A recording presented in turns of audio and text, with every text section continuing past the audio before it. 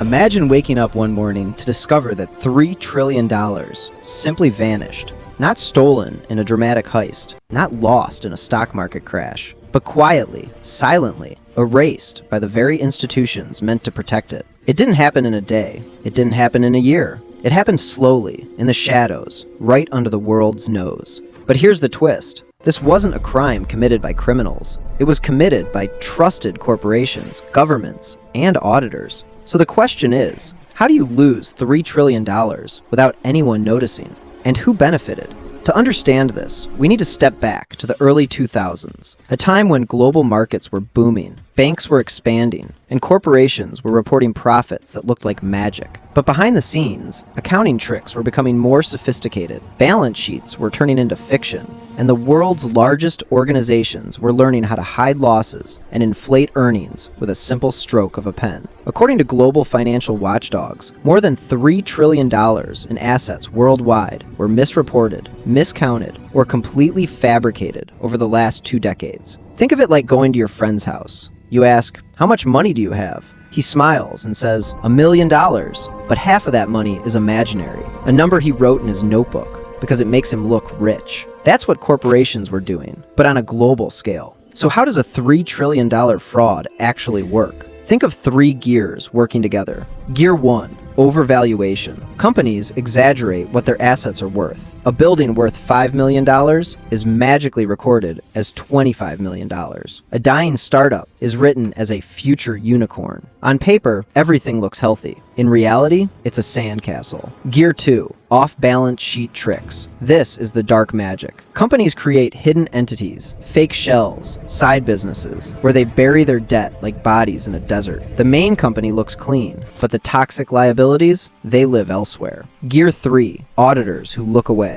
The people hired to check the books often don't check the books, because their job depends on keeping the client happy. So mistakes become oversights, fraud becomes accounting irregularities, and billions slip through unnoticed. Together, these gears manufacture a reality that isn't real. A world where companies look profitable, countries look stable, and markets look strong, while the truth hides behind paperwork. Then, the cracks appear. A small report, a whistleblower email, a sudden dip in numbers that no one can explain. Suddenly, regulators start asking questions. Auditors panic. Executives begin shredding documents at midnight. And then, the truth erupts. A single investigation reveals that one company overstated its assets by $40 billion.